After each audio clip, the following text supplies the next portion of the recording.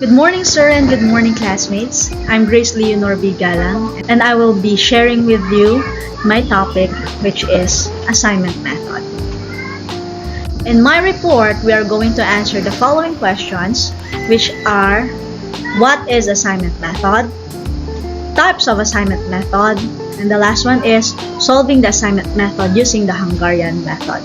Therefore, we are going to have an example problems in this topic. Let's talk and let's answer the question, what is assignment method?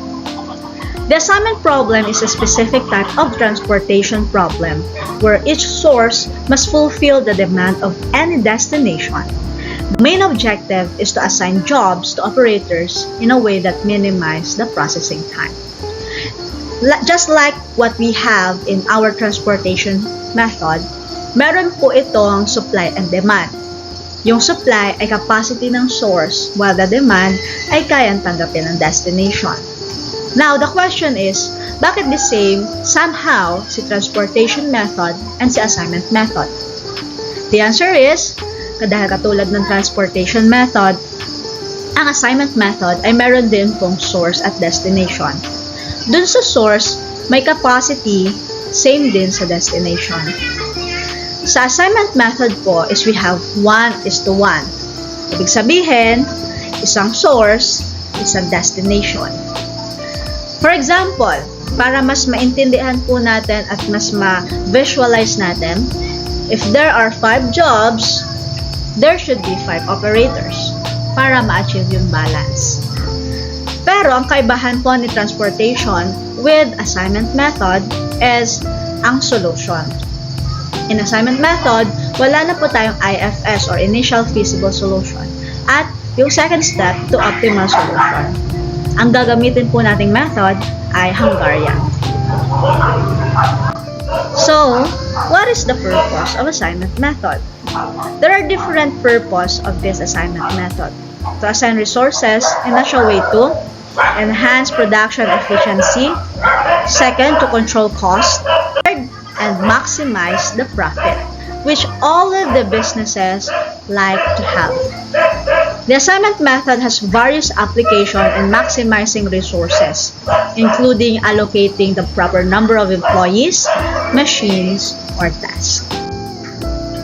Now, let's go to the question, which is, what are the types of assignment problems? There are 2 types of assignment problems. First, the balanced assignment problem, meaning the number of the rows is equal to the number of columns. While in unbalanced assignment problem, which is the second type, the number of the rows is not equal to the number of columns, or the number of columns is not equal to the number of rows. To solve an unbalanced assignment problem, we can convert it into a balanced one by adding dummy rows or dummy columns. This is an example of unbalanced assignment method, wherein, as we can see, we have 5 columns, but we only have 4 rows. Therefore, to make it balanced, we can make dummy digits to be balanced with the columns. Therefore, we can add zeros as for its digits. Oh, pangit. So, 0, 0, 0, 0, 0. Okay, so here we have it. We have already balanced assignment method. Now, let's move on and go to the solving the assignment problem using the Hungarian method. In Hungarian method, it consists of 2 phases. The first phase is the row and column reduction, while in the second phase is the optimization. Now, let's have this problem. For our solving time, we have the first problem. Solve the following assignment problem using Hungarian method. The matrix entries represent the processing times in hours. So here we have operator for each column, and we also have jobs for each row. For the first row, we have 9, 10, 13, 14, and 5. For the second row, we have 15, 6, 13, 13, and 10. For the third row, we have 12, 6, 13, 8, and 8. For the fourth row, we have 9, 10, 11, 12, and 9. And for the last column, or sorry, for the last row, we have 7, 12, 14, 10, and 14. Let's try to solve this problem. So these numbers here inside of the square is the number of the hours that they need to do in order to finish their job. So now, the first step is to look for the row minimum. For those who has some challenges like me in identifying which one is the column and the row, same thing as the vertical and the horizontal. So this is the simple tip that I discovered.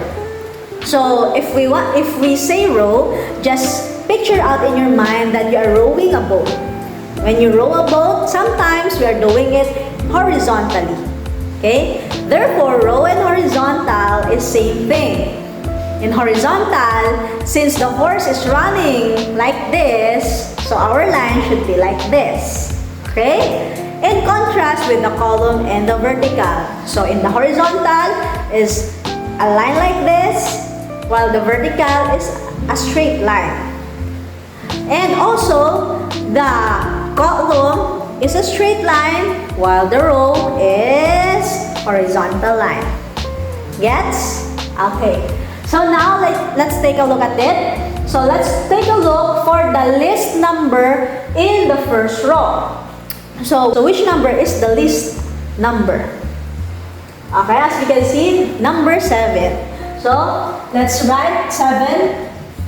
Second row, we have 6. Third row, we have another 6. Fourth row, the least number is 9. And the fifth row, we have 7. Okay, so we already have the row minimum. Now that we're done identifying the row minimum, we are going to subtract that number to each number in the row. 9 minus 7 is correct, 2. Now, 10 minus 7, 3. 13 minus 7, correct, 6. 14 minus 7, it's 7. And 7 minus 7, 0. Okay? So just follow the steps that we did on the first row to the remaining numbers. 13 minus 6 is 9. 6 minus 6, 0. 13 minus 6, 7. 13 minus 6 again, 7. And 10 minus 6 is 4. 12 minus 6 is 6. 6 minus 6, 13 minus 6, 7. 8 minus 6, 2. And 8 minus 6 is 2. 9 minus 9, 0. 10 minus 9 is 1. 11 minus 9 is 2. 12 minus 9 is 3. And 9 minus 9 is 0. Last number for the row section, 7 minus 7, 0. 12 minus 7 is 5. 14 minus 7 is 7. 10 minus 7 is 3. And 14 minus 7 is 7. Now that we're done with identifying the row minimum and also subtracting it to each rows, the next thing that we are going to do is to identify now the least number in each column. So the least number on the first column is 0. Here again, 0. How about this one? Yeah, it's 2. How about this? It's 2 again. And the last column, 0. Same thing with the row. So we are going to subtract these numbers to the rest of these numbers. 0 minus 2. So since it is subtracted to 0, we are going to copy it. This one, 2, 9, 6, 0, 0. Same thing, same goes with the second column. 0 again, just copy it. 3, 3, 0, 0, 1, and 5. How about this one? Since this is not 0, we are going to subtract it. 6 minus 2 is 4. 7 minus 2, 5. 7 again minus 2 is 5. 2 minus 2 is 0. And last number, 7 minus 2 is 5. Second to the last. So, 7 minus 3 is 4. 7 again, 4. 2 minus 3 is... Oh, it's not... It should not be 3. It should be 2. Sorry for my mistake. So, the least number in this fourth column is 2. So, let's start over again in this fourth column. 2 minus 7, 5, 7 minus 2 is 5. 7 again minus 2 is 5. 2 minus 2, 0. 3 minus 2, 1. And 3 minus 2 again is 1. So always remember to double check what you're doing. Next, 0, the last column. So since this is just 0, we're going to copy it. 0, 4, 2, 0, and 7. Okay? So we're done with this one. The next thing that we are going to do is to have row scanning. When we say row scanning, we are going to check if there is any 0 in this row. If there is only 1 0, we are going to square it down. But if there is more than 1 0, leave it is. Hayaan lamang po natin. No need to square it. Okay? If there is only 1, we are going to square it. And then, we are going to draw a vertical line for the row scanning. Okay?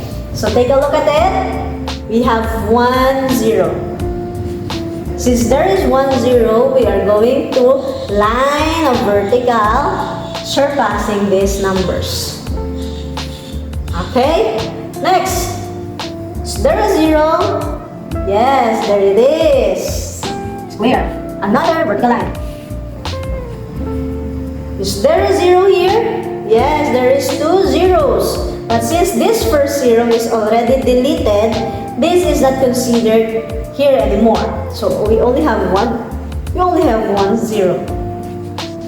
Okay? Same thing with the first one. Draw a vertical line. Next. Oh, here we have 2 zeros. Since we have 2 zeros, leave it there. Last row.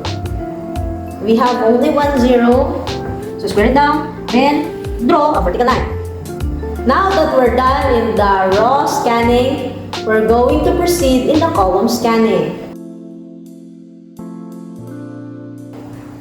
So, since this is already deleted, no need for scanning for that. Deleted. Okay, we only have 1. So, we have 0 here.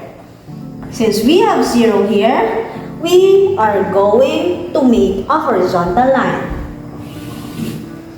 Okay, so since it is already deleted, the 5th column is already deleted, the next thing that we are going to do is to count the numbers of 0 that is already squared. We have 1, 2, 3, 4, 5. Since we have 5 and the rule here is the number of the square should be equal to the number of rows. So, we're going to count the number of the squared zeros. 1, 2, 3, 4, 5. We have 5 zeros. Then, the number of the rows. We have 5 rows. Therefore, is it equal or not? Yes, it is. Then, we're done in our solving. So, we are going to proceed on the last step. But if it is not equal, we are going to have another step, which I am going to teach you on the next video. Now that we're done with having equal number of rows and equally with the number of squares, we're going to proceed now to the last step, which is the optimal solution. In optimal solution, we are going to have job 1, 2, 3, 4, 5, and operator. So we are going to take a look at the last table that we did. So for this job, the operator is the 5th operator. So job 1, 5th operator. Job 2, the squared is the 2nd operator. For the job 3 is the 4th operator. For the 4th job, we have 3rd operator. And for the last job, we have the 1st operator. So now that we have the job and the operator, we are going back to the original table in order for us to know the number of times that they are going to spend. Since the first job, this is just the one job, and the operator is the 5th operator, The number for that fifth operator is 7. So we're going to write down 7. So, job 2, operator 2, 6. Job 3, operator 2. Job 3, operator 4 pala, we have 8. Job 4, operator 3 is 11. And the last job, job 5, operator 1 is 7. At the time, we are going to add everything in it in order for us to get the total processing time. 7 plus 6 is 13. 13 plus 8 is 21. 21 plus 11 is 32. 32 plus 7 is 39. In total, the total processing time is 39. Therefore, the answer is 39 hours. Let's proceed to our problem 2. Solve the following assignment problem using Hungarian method. The matrix entries represent the processing times in hours. So here is our matrix entry. We still have the operator, that is the number of the operators, and also for the jobs. We have, for the first row, we have 9, 11, 14, 11, and 7. For the second row, we have 6, 15, 13, 13, and 10. For the third row, we have 12, 13, 6, 8, and 8. For the fourth row, we have 11, 9, 10, 12, and 9. And for the last row, we have 7, 12, 14, 10, and 14. Let's try to solve this one. Now that we're done with the first problem, let's proceed now to the second problem. So, we have another numbers in this table. So, following the first video, we are going to proceed in looking for the list number in the row. Okay? So, the list number here is 7. The row minimum here is 6. Next is 6 again. The list number here is 9. And last one, on the fifth row, we have the list number which is 7. Now that we have this row minimum, we are going to subtract these numbers to the numbers in each row. 9 minus 7 is 2. 11 minus 7 is 4. 14 minus 7 is 7. 11 minus 7 is 4 again. And last one, 7 minus 7, 0. We're going to copy that step in the following numbers. 6 minus 6, 0. 9, 7, 7, 4, 6, 7, 0, 2, 2, 2, 0, 1, 3, 0, 0, 0, 5, 7, 3, 7. Okay, now we're done with the row minimum, subtracted by the number in each rows. Now, the next step is to look for the column minimum. Look for the list number in each column. So, for the first column, the list number is 0. This one is 0 again. 0, 2, and 0. Since the list number is 0, we are going to copy this number. 2, 0, 6, 2, 0. Same goes with the second column. 4, 9, 7, 0, 5. Third column as well. 7, 7, 0, 1, 7. And for the fourth column, since this is 2, 4 minus 2 is 2, 7 minus 2 is 5, 2 minus 2 is 0, 3 minus 2 is 1, and last number is also 1. Last column, let's copy it as well, 0, 4, 2, 0, 7. Now, we're done identifying the column minimum subtracted to each number in its column. The next step that we are going to take is to look for the zeros in each row. So we have rows here, 0. So let's square it now.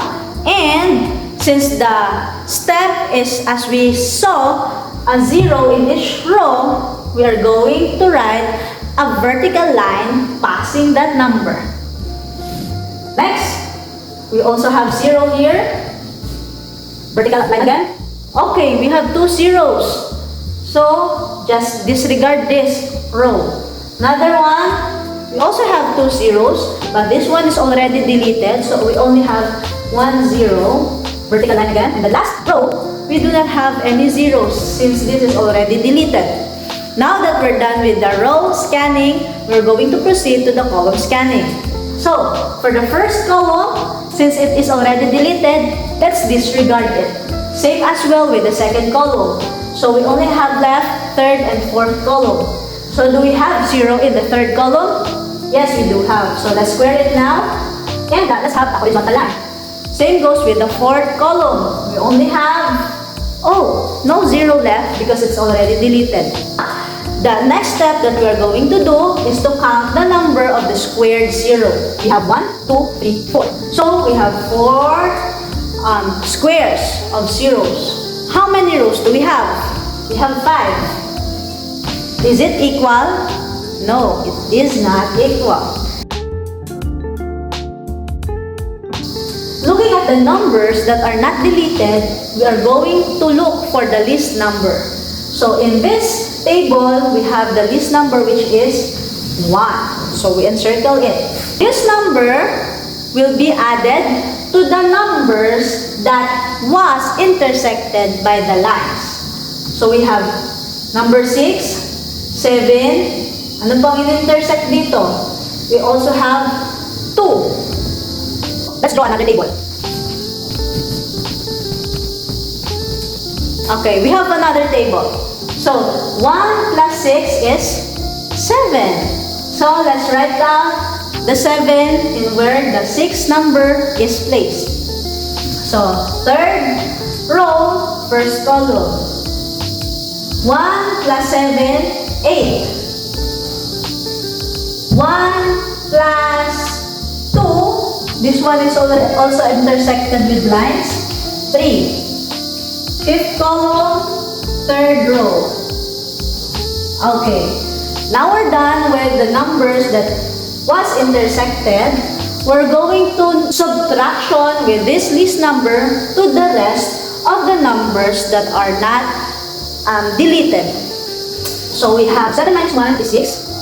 7 minus 1 again, we also have 6. This one is deleted, so disregard it. 1 minus 1 is 0, and 7 minus 1 is 6.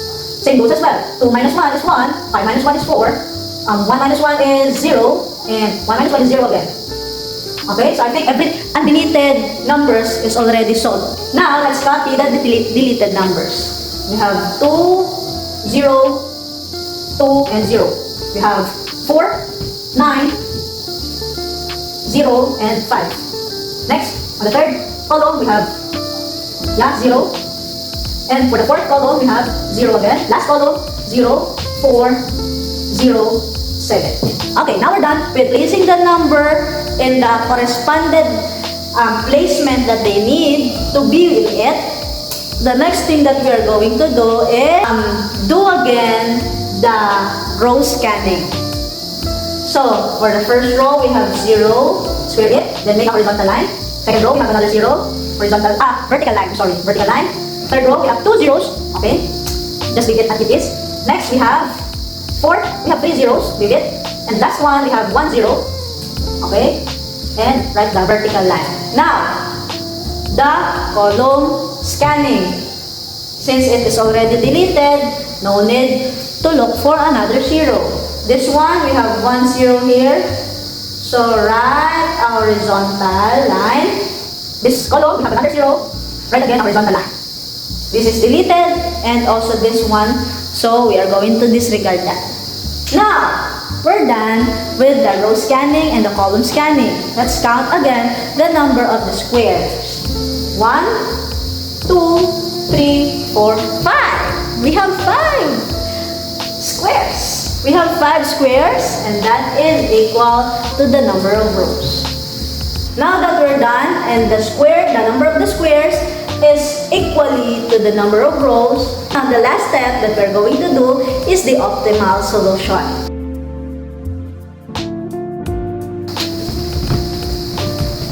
I'm going to write down the job 1 until 5. Same goes with the operator. Okay, so for the first job, we have the operator. For the first job, we have the operator. The squared 0 is the fifth operator. For the second job, we have the first operator. For the third job, we have the third operator. For the fourth job, we have the second operator. And for the fifth job, we have the fourth operator. The final step is look for the time that was consumed by these operators. So we are going back to the original table. Let's look at the time that this operator made. Okay, looking this original table, the operator, fifth operator, made a 7 hours time. For the first operator, in the second job, we have 6. That third operator, for the third job, we have 6 again. Second operator, for the fourth job, we have 9. And last operator, last job for the fourth operator, we have 10. Okay? To know the total processing time and to know the answer for this problem, we are going to add everything. 7 plus 6 is 13. 13 plus 6, 19. 19 plus 9 is 28. 28 plus 10 is 38. Therefore, the total processing time is 38 hours. That is how to solve the assignment method. That's all of my report, and thank you for listening. And if you have any question regarding with this topic, feel free to ask me. That's all, and God bless. Thank you.